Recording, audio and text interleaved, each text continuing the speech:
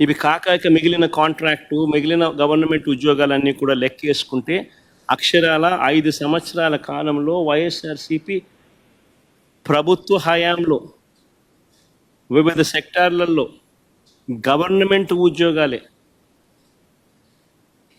ఉద్యోగాలు అని అంటే గవర్నమెంట్ ఉద్యోగాలు, అవుట్సోర్సింగ్, కాంట్రాక్టు అన్ని గవర్నమెంట్ పరానికి సంబంధించినవి 6,31,310 మందిని వైఎస్ఆర్సీపీ హయాంలో ఉద్యోగాలు ఇచ్చారు. అదేవిధంగా లార్జ్ అండ్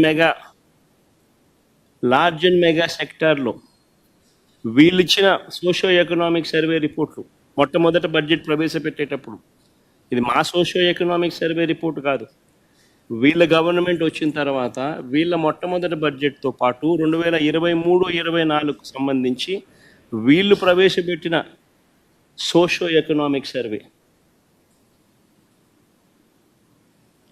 మేము చేసినది కాదు సోషో ఎకనామిక్ సర్వే, వీళ్ళు ప్రవేశపెట్టిన సోషో ఎకనామిక్ సర్వే. వీళ్ళ ప్రకారమే లార్జ్ అండ్ మెగా ఇండస్ట్రీస్లో 102,000 ఉద్యోగాలు ఇవ్వడం జరిగింది. ఎంఎస్ఎంఈ సెక్టార్లో ఈ వైఎస్ఆర్సీపీ హయాంలో 2019 నుంచి 2024 మధ్యలో ఏకంగా 32,79,970 ఉద్యోగాలు ఇచ్చారు. 32,79,770 ఉద్యోగాలు ఎంఎస్ఎంఈ సెక్టార్లో ఆ 5 సంవత్సరాల్లో ఇవ్వడం జరిగింది. మొత్తంగా వైఎస్ఆర్సీపీ 5 సంవత్సరాల పాలనలో అటు గవర్నమెంట్ ఉద్యోగాలు అయితేనేమి, లార్జ్ అండ్ మెగా ఇండస్ట్రీస్లో అయితేనేమి, ఎంఎస్ఎంఈ సెక్టార్స్లో అయితేనేమి, మొత్తానికి ఆ 5 సంవత్సరాలలో 40 లక్షల పైసలకు ఉద్యోగాలు ఇచ్చినట్టుగా ఆధార్ కార్డ్ నెంబర్లతో సహా చెప్పగలిగే పరిస్థితిలో ఉంది. సోషో ఎకనామిక్ సర్వేలో నేను చూపించే సోషో ఎకనామిక్ సర్వే మా ప్రభుత్వంలో మేము చేసినది కాదు. చంద్రబాబు నాయుడు అధికారంలోకి వచ్చినాక తాను మొట్టమొదటి బడ్జెట్ ప్రవేశపెట్టేటప్పుడు తాను రిలీజ్ చేసిన సోషో ఎకనామిక్ సర్వే, తన హయాంలో రిలీజ్ చేసిన సోషో ఎకనామిక్ సర్వే.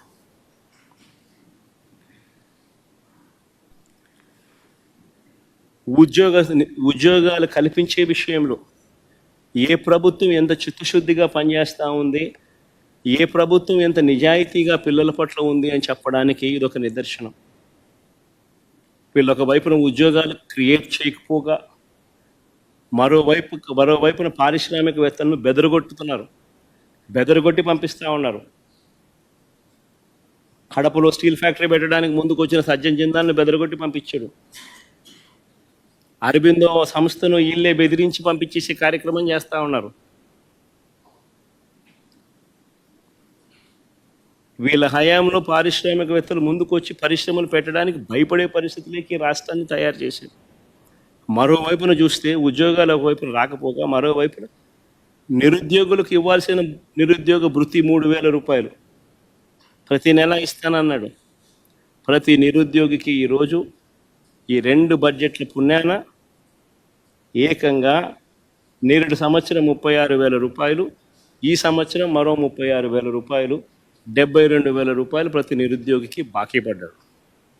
ఎగరగొట్టాడు, ఎగనామం పెట్టాడు. ఇంకొక హామీ చూద్దాం. ఎన్నికల వేళ ఈ పెద్ద మనిషి చంద్రబాబు నాయుడు అన్న ఇంకొక హామీ, 18 సంవత్సరాల నుంచి 59 సంవత్సరాల మధ్యలో ఉన్న ప్రతి మహిళకు 18 to 60 లోపు ఉన్న ప్రతి మహిళకు 18 సంవత్సరాల నుంచి 60 ఏళ్ళ దాకా ప్రతి మహిళకు నెలకు 1,500 రూపాయలు, అంటే సంవత్సరానికి 18,000 ఇస్తానన్నాడు. ప్రతి ఇంటికి నీకు 18,000, నీకు 18,000, నీకు 18,000 అని చెప్పాడు. ఇంటికి వెళ్ళి ప్రచారం చేస్తూ ఆడబిడ్డ నిధి అని చెప్పి ఒక పేరు కూడా, బ్రహ్మాండమైన పేరు కూడా పెట్టాడు. నేను అడుగుతా ఉన్నాను, ఇప్పుడు ఓటర్ లిస్ట్ మన కళ్ళ ఎదుటే ఉంది. మొన్ననే ఓటింగ్ అయిపోయింది. 2,07,00,000 మంది మహిళా ఓటర్లు ఓటు వేశారు అని చెప్పి మన కళ్ళ ఎదుటే కనిపిస్తూ ఉంది. ఆధార్ కార్డ్ నెంబర్లతో సహా డీటెయిల్స్ అన్నీ మన కళ్ళ ఎదుటే కనిపిస్తూ ఉన్నాయి. ఓటర్ లిస్టులు ఎలాగో ఉన్నాయి. వీళ్ళంతా 18 సంవత్సరాలు నిండిన వయసు వాళ్ళే, అందుకనే వీళ్ళంతా ఓటర్లు అయ్యారు. మరి 2,07,00,000 మంది ఓటర్లలో 60 ఏళ్ళు పైచిలకు నిండిన వాళ్ళను తీసేస్తే 1,80,00,000 మంది మిగులుతారు దాదాపుగా. మరి ఈ 1,80,00,000 మందికి సంవత్సరానికి 18,000 రూపాయలు చొప్పున కేటాయింపులు చేస్తే 32,400 కోట్ల రూపాయలు కేటాయింపులు చేయాలి. నేరుడు బడ్జెట్లో కేటాయింపులు 0.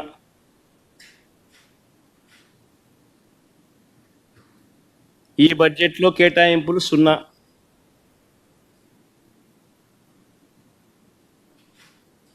అంటే ప్రతి మహిళకు చంద్రబాబు నాయుడు పుణ్యాన ఈ 2 బడ్జెట్లతో కలిపితే నేడు సంవత్సరం 18,000 రూపాయలు ఎగనామం ప్రతి మహిళకు, ఈ సంవత్సరం మరో 18,000 రూపాయలు ప్రతి మహిళకు ఎగనామం. ప్రతి మహిళకు చంద్రబాబు నాయుడు 36,000 బాకీ ఉన్నాడు.